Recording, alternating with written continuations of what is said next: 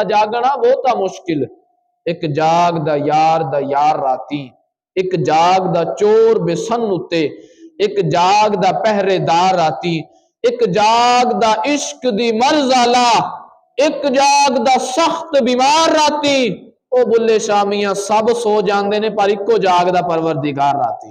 رب تو کہتا ہے نا آ میرے بندے پچھلی راتی رحمت رب دی کرے بلند آوازہ، بخشش منگن والیو آؤ کھلا ہے دروازہ۔ جس موضوع پر ہماری گفتگو ہوگی وہ ہے سیرت امام جعفر صادق رحمت اللہ تعالی۔ حضرت لیث بن سعد رحمت اللہ تعالی علیہ آپ فرماتے ہیں حج کے ارادے سے گیا، ایک شخص کو دیکھا میں نے جو کہہ رہا تھا یا ربی یا ربی، اس کے بعد کہا یا اللہ، پھر کہا یا رحمان یا رحمان، پھر یا ارحم الراحمین، یوں اللہ رب العزت کا ذکر کرتا رہا۔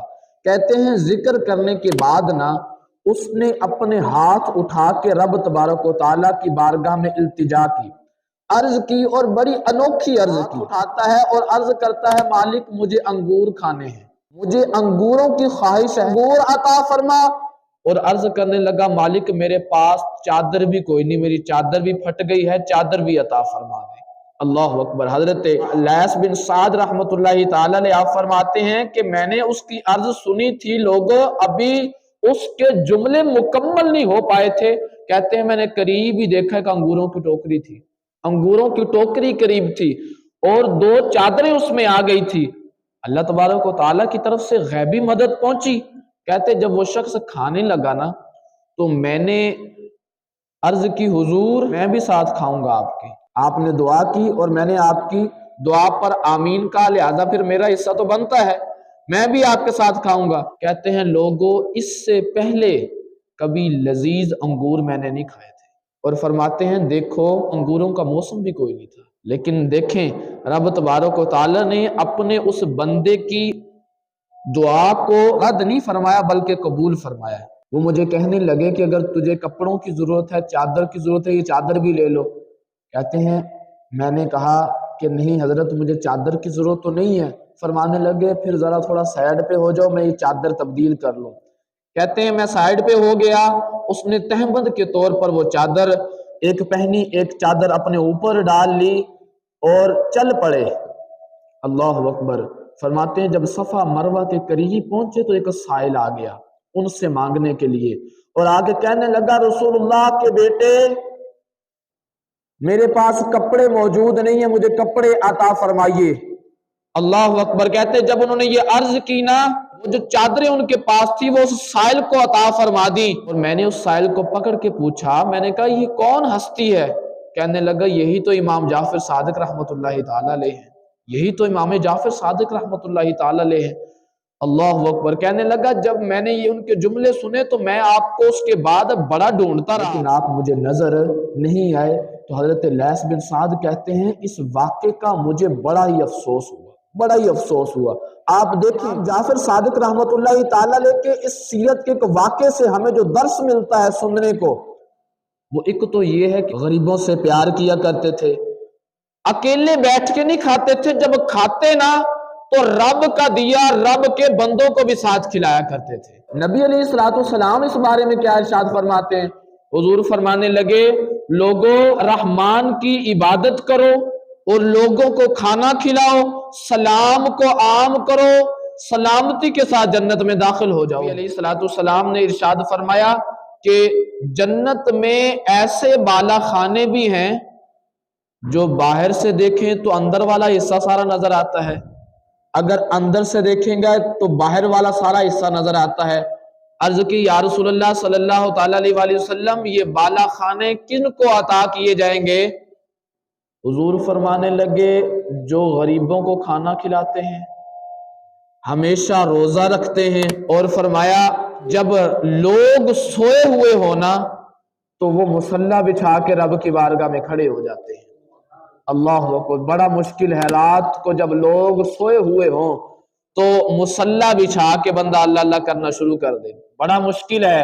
اور پھر سردیوں کی راتوں میں اللہ اکبر، کسی نے کہا تھا نا رات دا جاگنا بہتا مشکل، ایک جاگ دا یار راتی، ایک جاگ دا چور بے سن اتے، ایک جاگدا پہرے دار راتی، ایک جاگدا عشق دی مرض آلا، ایک جاگدا سخت بیمار راتی، او بلے شامیاں سب سو جاندے نے پر ایکو جاگدا پروردگار راتی۔ رب تو کہتا ہے نا آ میرے بندے پچھلی راتی رحمت رب دی کرے بلند آوازہ، بخشش منگن والے آؤ کھلا ہے دروازہ۔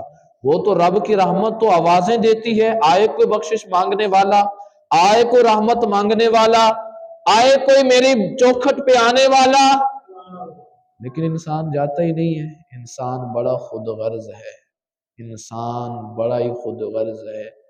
یہ رب کو بھی اس وقت یاد کرتا ہے جب یہ مشکلات میں گر جاتا ہے، یہ رب کو بھی معاذ اللہ مطلب کے طور پہ یاد کرتا ہے۔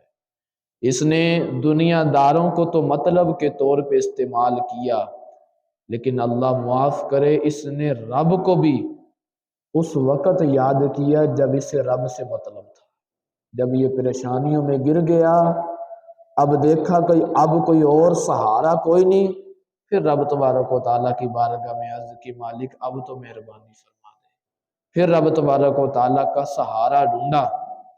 اور یہ جو لوگ دنیا کی فکروں میں گر جاتے ہیں نا، نبی علیہ السلام نے ارشاد فرمایا، حضور فرمانے لگے جس نے دنیا کی فکروں کو چھوڑ کر ایک فکر کو اختیار کیا، یعنی آخرت کی فکر کو اختیار کر لیا، فرمایا اس کی دنیا کی فکروں کے لیے اللہ کافی ہے۔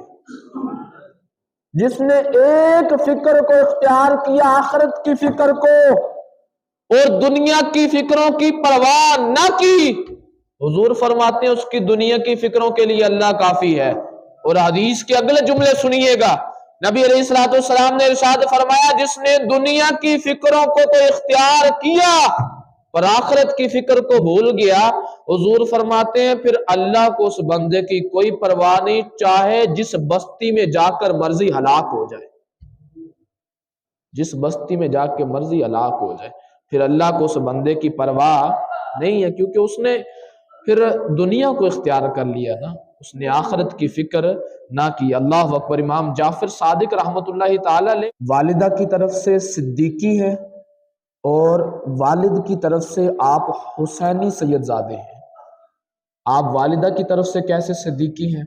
آپ کی والدہ محترمہ کا نام حضرت بی بی ام فروہ تھا، بنت قاسم بن محمد اور بن ابو بکر صدیق رضی اللہ تعالی عنہ۔ آپ والد محترم کی طرف سے حسینی سید زادے کیسے ہیں؟ آپ کے والد صاحب کا نام تھا حضرت امام باقر رضی اللہ تعالیٰ عنہ اور بن علی زین العابدین بن امام حسین رضی اللہ تعالیٰ عنہ۔ اس طرح آپ والدہ کی طرف سے صدیقی ہیں اور والد کی طرف سے حسینی سید زادے ہیں۔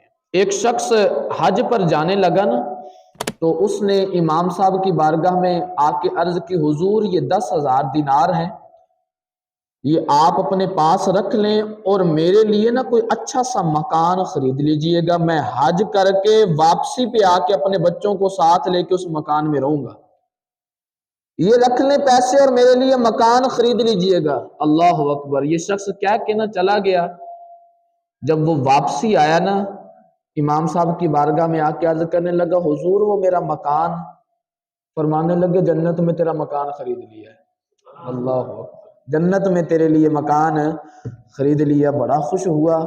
حضور دنیا میں جنت میں مکان مل گیا ہے؟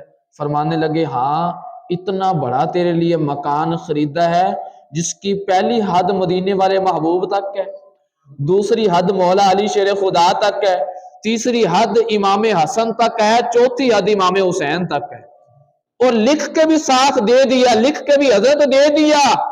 وہ شخص جو وہ چٹھی لے کے وہ ورقہ لے کے گھر گیا نا، کچھ دنوں بعد وہ بیمار ہو گیا۔ اللہ اکبر۔ اور گھر والوں کو نا وصیت کر دی، کہنے لگا میں نے اب مر جانا ہے، زندہ نہیں رہنا، اب جانا تو ہے، اس طرح کرنا یہ جو ایک چٹھی ہے نا، یہ ورقہ ہے، یہ ساتھ میری قبر میں رکھ دینا، کیونکہ مکان میں نے لیا ہے امام جعفر صادق رحمت اللہ تعالیٰ علیہ سے، یہ ساتھ ہی رکھ دینا۔ روایات میں آتا ہے وہ شخص فوت ہو گیا، انہوں نے وہ چٹھی قبر کے اندر رکھ دی، کہتے ہیں دوسرے دن دیکھا وہ ورقہ جو قبر کے اندر رکھا تھا دوسرے دن قبر کے اوپر پڑا ہوا تھا۔ کہتے ہیں جب وہ ورقہ اٹھا کے دیکھا نا، اس کی بیک سائڈ پہ، پچھلی سائڈ پہ لکھا ہوا تھا جو امام جعفر صادق نے اس بندے کے ساتھ وعدہ کیا تھا اللہ نے وہ پورا فرما دیا ہے، یعنی اس کو جنت میں مقام دے دیا۔ دیکھیں وہ امام جعفر صادق رحمت اللہ تعالی علیہ، آپ مستجاب الدعوات تھے، یعنی اللہ تبارک و تعالیٰ کی بارگاہ میں سے جو مانگتے نا رب تبارک و تعالیٰ آپ کو عطا فرما دیتا۔ آپ ایک مرتبہ خلیفہ منصور کی دربار میں حاضر تھے، تشریف فرما تھے، تو خلیفہ منصور کو نا ایک مکھی تنگ کر رہی تھی، بار بار آ کے تنگ کر رہی تھی، بار بار آ کے، تو وہ بڑا تنگ ہو کے نا، آپ کی کنیت ہے امام جعفر صادق رحمت اللہ تعالی علیہ کی کنیت ہے ابو عبداللہ، وہ جب تنگ آ گیا نا تو کہنے لگا ابو عبداللہ اللہ نے مکھیوں کو کیوں پیدا فرمایا ہے؟ آپ فرمانے لگے ظالم حکمرانوں کو تنگ کرنے کے لیے، کیونکہ یہ لوگوں کو تنگ کرتے ہیں اور اللہ نے ان کو تنگ کرنے کے لیے مکھیوں کو پیدا فرما دی ہے۔ اللہ اکبر۔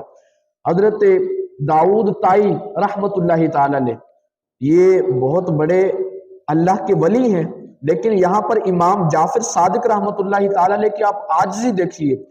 حضرت داؤد طائی کہتے ہیں کہ میں نے عرض کی حضور آپ سید زادے ہیں اور بڑا قریب کا تعلق ہے آپ کا نبی علیہ السلام سے، حضور مجھے کوئی نصیحت نہیں فرما دیتے؟ حضرت داؤد طائی کہتے ہیں میں تو نصیحت سننے کے لیے کھڑا تھا، فرمانے لگے جو خود خوف زدہ ہو وہ تجھے نصیحت کیا کرے، جو خود خوف زدہ ہو وہ تجھے نصیحت کیا کرے؟ فرمانے لگے میں تو خود خوف زدہ ہوں، اگر بروز قیامت میرے رسول کریم صلی اللہ تعالی علیہ وآلہ وسلم نے میرا ہاتھ پکڑ کے کہا کہ میرے طریقوں کے مطابق تو زندگی بسر کرتا رہا ہے یا نہیں کرتا رہا، تو میں کیا جواب دوں؟ میں کیا جواب دوں گا؟ میں تجھے کیا نصیحت کروں؟